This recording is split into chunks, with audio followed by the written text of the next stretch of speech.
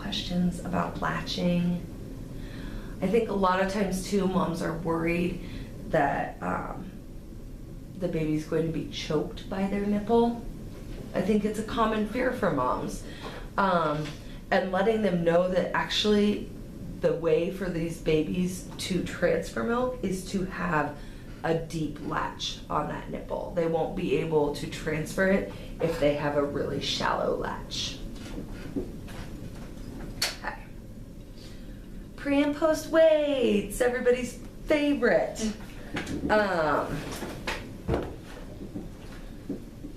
So I brought a scale in here in case you guys have any questions about how to do this. But really you want to make sure that, like, you know, that it's on a flat level surface. The baby's wearing the same everything pre and post. So if they're just swaddled in a blanket or they have clothes on, make sure it's the same before and after. And this is a key point here. Make sure to disconnect the leads and the oxygen when you put the baby on the scale. And you want all those leads and that oxygen tubing on the scale. You don't want anything hanging off the scale. That's where you start to get a lot of inaccurate weights. Even if you're trying to like hold up the wires, you're not going to be able to do it exactly the same before and after. So it's really important that you disconnect everything, put the baby and all of those things on the scale together at the before and after weights.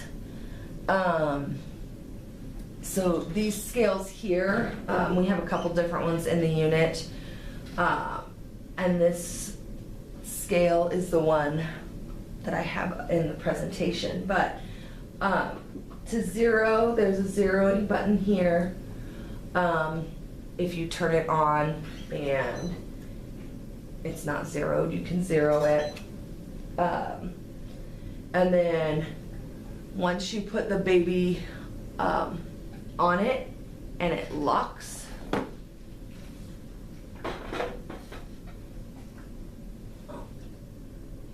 the battery's dead on this one. So, of course it is. It'll beep and it'll lock, and that's when you then press your number 1 for your before weight.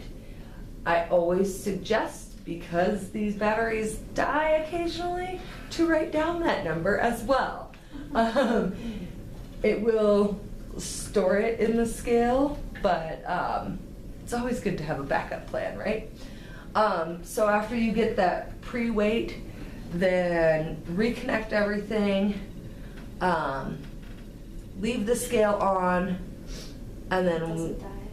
Right. If it doesn't die, plug it in, and then repeat the same process by disconnecting everything, putting it all, make sure it's all on here, and then once it beeps and locks, press the number 2 button, then take the baby off the scale, reconnect everything, give the baby back to mom or put it back in bed, and then press the number 3, and that will give you the intake.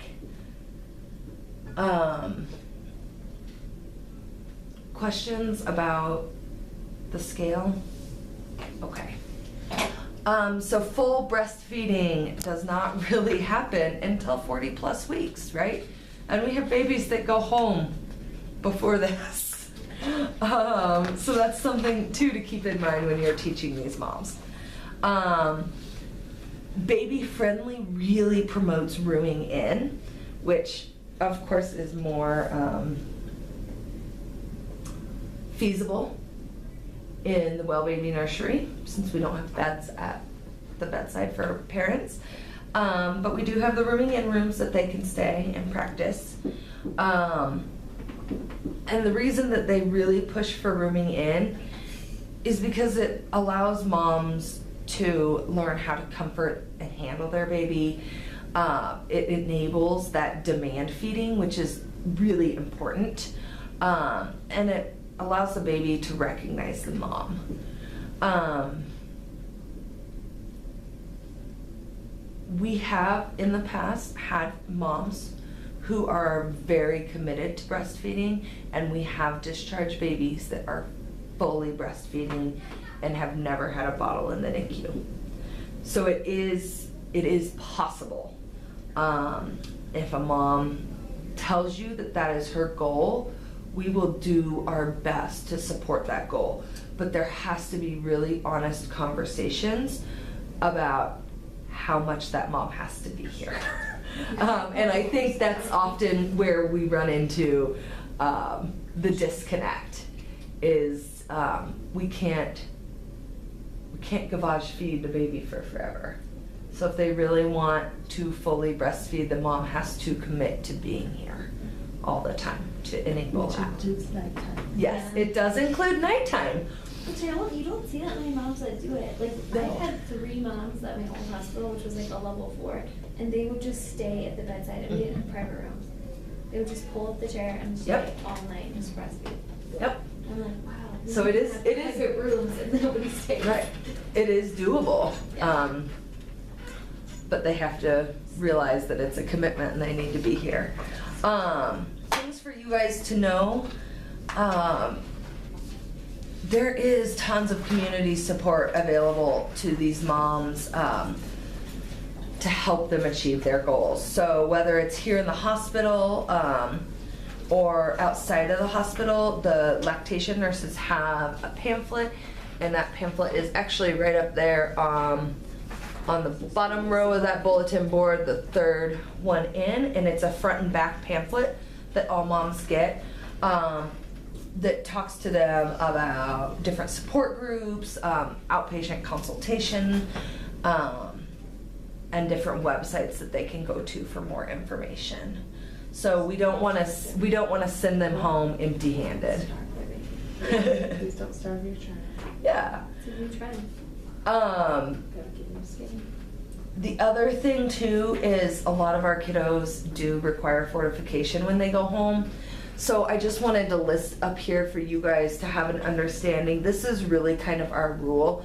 We prefer that when the baby goes home, that they have 2 full formula feedings in a 24-hour period, or 4 bottles of fortified breast milk in a 24-hour period, rather than the older practice of supplementing after each feeding.